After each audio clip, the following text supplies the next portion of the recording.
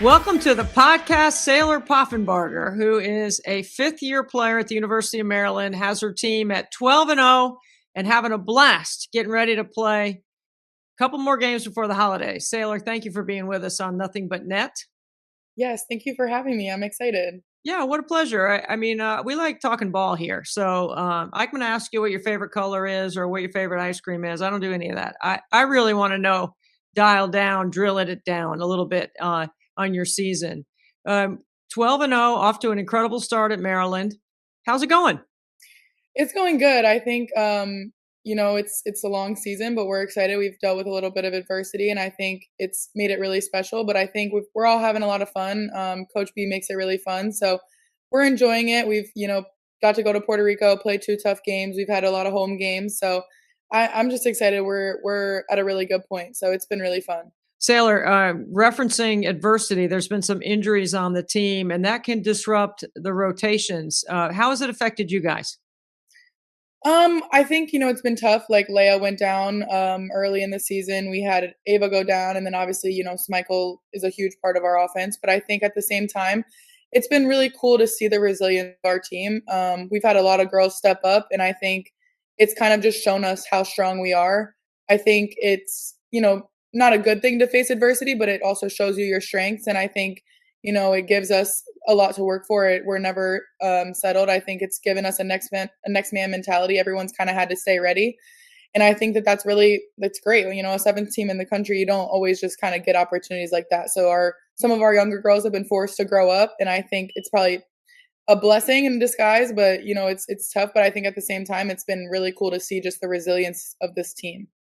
Saylor, everybody has adversity at some point during the season, and you guys have had it early. And even though you've had it early, you're still undefeated. You're a top 10 team.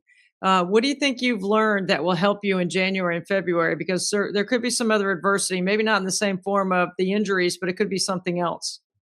I think just locking into each other. I think, it's easy to get distracted in, the media and all the outside noise, but I think just really pouring in and going to work. I think that's what's kind of kept us super focused is, what we come into the gym together, we all support each other and we all want to win. And I think having that mindset and kind of eliminating all the outside noise has been something that's really helped our focus.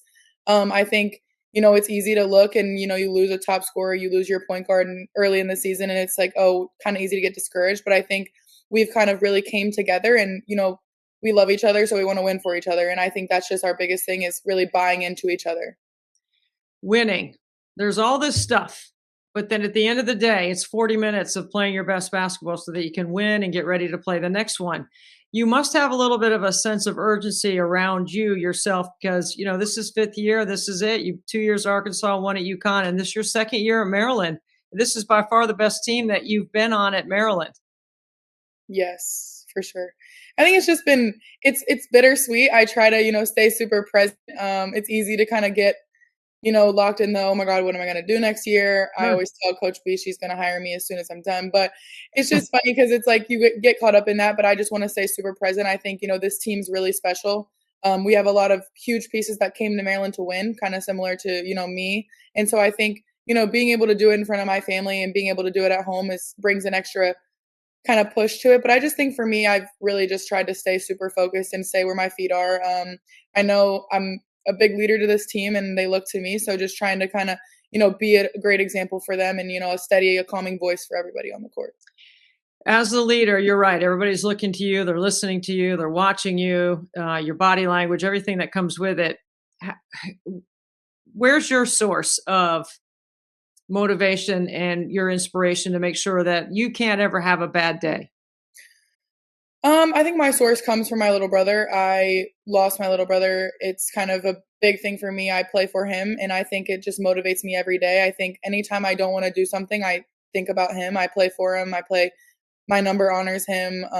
Everything I do, my family, we're as close as we are because of a lot of that stuff. And I think having that motivation allows me to have that push for my teammates, knowing I need to come in. My attitude matters. Everything matters. And I think it gives me that extra motivation that, when someone I care deeply about can't do something, I want to do it for them. And so it just makes everything a lot, it makes it more worth it. And I think for me coming into my final year, everything means more. And so just having that motivation on my back to look to my number, to look to my teammates, Yeah. knowing they're going to hold me accountable is kind of my motivation. Not everybody knows the story about your little brother. Do you care to share? No, so he was in an accident, when I was 7 years old. He was 4 years old, and he was in a four-wheeler accident, and he had fallen into the water and had passed away, and it was very tragic, but I think at the same time, it's taught me a lot. It forced me to grow up a lot. It's given me a lot of extra motivation, and it's given me a lot of purpose, so it was very tragic, but it's been my biggest push. It's hard sometimes to take such a negative and such a tragic thing and turn it into a positive, but it sounds like you're trying to do that every day. Yes, for sure. How do your teammates rally around your motivation? I just think, when you come to Maryland, there's a standard, and I think, we hold that standard very high. This year, we had a huge it was a very big point of emphasis that we were gonna be a player-led team, and I think, when you come in here, you kind of if you don't hold the standard, you stand out like a sore thumb, and so I think for me coming here, I wanted to be held accountable. I wanted to be back playing at the highest level. I wanted to be around players that play at the highest level, and I think when you come to this way, we've kinda created a system to where if you're not doing it, you stand out, and I think Yeah. it's kind of a great system to be in because you are pushed to play at such a high level. So, Sailor, I've known Brenda for a long time. I've watched her since she was an assistant at Kent State. I've followed her career. I know how successful she is. She has a Hall of Fame resume. One day she'll be in the Hall of Fame. What's it like to play for her? Couldn't say enough good things about Coach B. Our relationship is amazing. This is why I came to Maryland. This was the player-coach relationship I hoped for, and I just think she cares so deeply about her players, and it means more to her. I think she obviously wants to win. She's one of the best coaches in the country, but I think it's the way that she does it. It's the way that she wants you to be a better person. She wants you to take life lessons. She's constantly talking about things that you're going to carry on or things that you might get away with now that you wouldn't get away with in the workforce. So I think she's just constantly teaching life lessons. And I just think playing for someone like her, she's so confident and she's done everything. Like anything that I want as a player, she's been there, done that. And I think I put so much trust in her. Her staff that she's built is amazing. I think everyone is on the same page, and that's very rare. I'm very grateful to be able to finish my career under her. I just think she's obviously biasly, she's the best, but I think she does a lot of things to make her the best. And one of those big things is just how personalized her relationships are with each and every one of her players.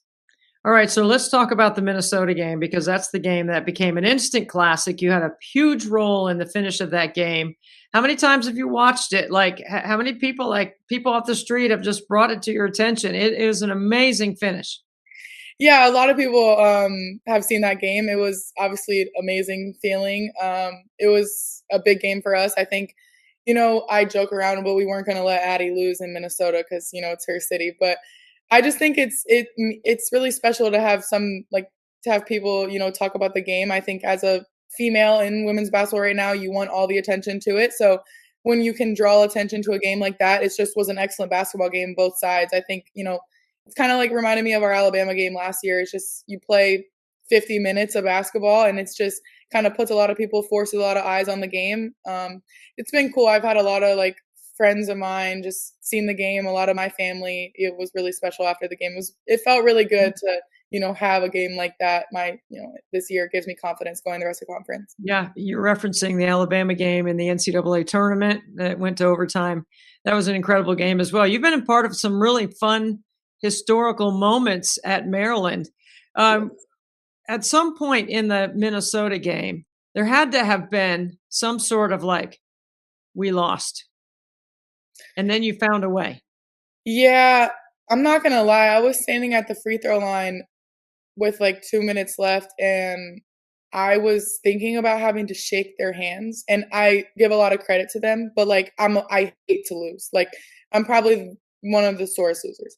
And I was thinking I really have to shake their hands. We came in here and we are such an amazing team, and I have to give them the credit to have beat us. And I just remember there was that was a specific moment they were shooting free throws, and it was 2 minutes left in the second overtime, and I'm like, I can't. We were down almost I think 11 at that point. I'm like, I just can't bring myself to do it. But it was obviously really cool to show the resilience of our team. I think it's kind of the script that we're gonna write all year, hopefully showing their resilience, but there was definitely a point where I was like, "I cannot walk through this line." I mean, a lot of people turned it off. Yeah, it's I'm sure a lot of people went away and said, "That's it," and then they wake up the next morning and you're like, "What happened?" How do you describe it when people say, "What happened in that game?" I honestly, like, don't know how to describe it, like, it was probably one of well, I was, like, when we came back, I had 4 fouls, so they took me out of the game for, like, purposes of offense to defense. So I was sitting and, like, the Minnesota court is elevated, so, like, it's different, so I'm, like, sitting down, like, I can barely see, and Kendall came in and had that huge and one, and then Alucci got the and one, and I just remember, like, looking like, "We're gonna win," like, and it was just cool because it just shows you, like, you never count out. I think, it's so easy to get discouraged, and it's like Brenda says, like, to have a magical season, you have magical games, and I think that's just kind of the first magical moment of our season and hopefully to the magical season that we're gonna have. She would know what a magical moment is because she's had plenty in her career at Maryland. Saylor, it is so great to spend some time with you. We love having any chance to chat with you. You're welcome back anytime on Nothing But Net, and we wish you well. One of a few undefeated teams remaining before the holidays, the Maryland Terrapins. Thank you so much, Saylor, for being with us. Yes, thank you for having me. I'm glad I could come.